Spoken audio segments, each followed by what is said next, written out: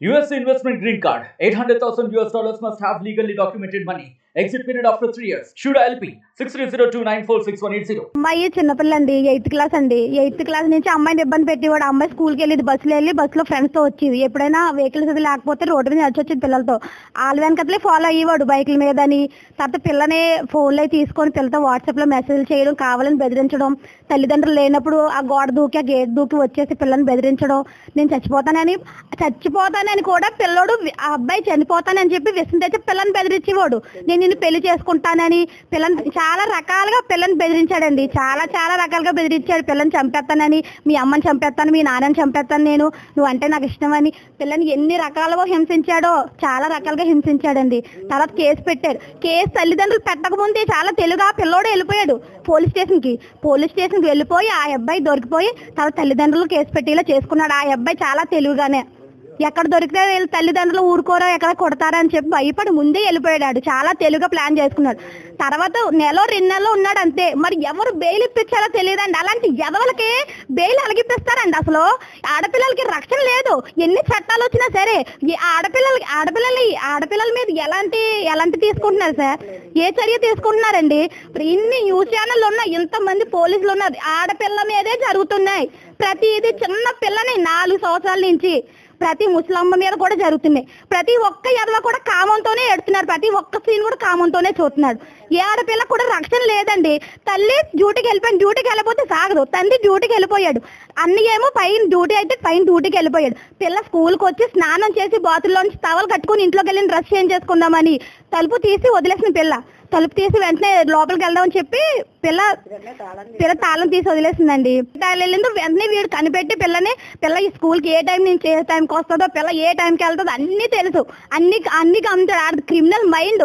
ఏ టైంకి మొత్తం పిల్ల గురించి అంతా డీటెయిల్స్ అంతా తెలుసుకున్నాడు. పిల్లని ఫాలో అయ్యి పిల్ల బాతుల్లోకి వెళ్ళి స్నానం చేస్తుండగా వచ్చి పిల్లని డోర్లోకి దూరేసి డోర్ వెనకలు దాకు ఇదే జరిగింది సార్. ఇక్కడే దారుమనం దగ్గర బ్లడ్ కనిపిస్తుందా మనకి? టవల్తోనే ఉంది పిల్ల కూడా. డ్రెస్ కూడా లేదు పిల్ల ఒంటి మీద. అంత దారుణంగా ఆడికి ఎలా మనసు వచ్చింది తెలియట్లేదు. ఒక తల్లికి పుట్టాడు, వాడి తల్లి పుట్టాడు, ఆడికి అక్కలు చెల్లెలు వదలు అందరూ ప్రతి ఒక్కరు ఆడోళ్లే. అలాంటి ఎవరికి ఒక పిల్లని డ్రెస్ లేకుండా ఎలా చేశారు సార్? అసలు అల్లరి పెడుతున్నాడు, అలా చేస్తున్నాడు, ఏంటి అలాగనేసి ఇలా మగవాళ్ళతో చేస్తే కేసు పెట్టారు. జరిగింది అలాగని ఆ పిల్లని కొంత ఇబ్బంది పెట్టడం చేయడం చెప్తే పోలీసులకి చెప్పి వాళ్ళు వచ్చి చేసి మమ్మల్ని కూడా అక్కడికి అక్కడ అనకాపల్లి హాస్పిటల్ తీసుకెళ్ళి ఒక రోజు అతను ఉంది మర్నాడు వచ్చామన్నమాట. అక్కడ కూడా ట్రీట్మెంట్ చేశారు. ఇంకా రిపోర్ట్లు అంటే వాళ్ళ దగ్గర ఉన్నాయి. నేను డ్యూటీకి వెళ్ళిపోతున్నాను. నేను వెళ్ళిపోయాను, మా ఆయన డ్యూటీకి ఆయన వెళ్ళిపోయాడు. డైలీ అంటే ఎప్పుడు ఇలాగ వెళ్తుంటాం.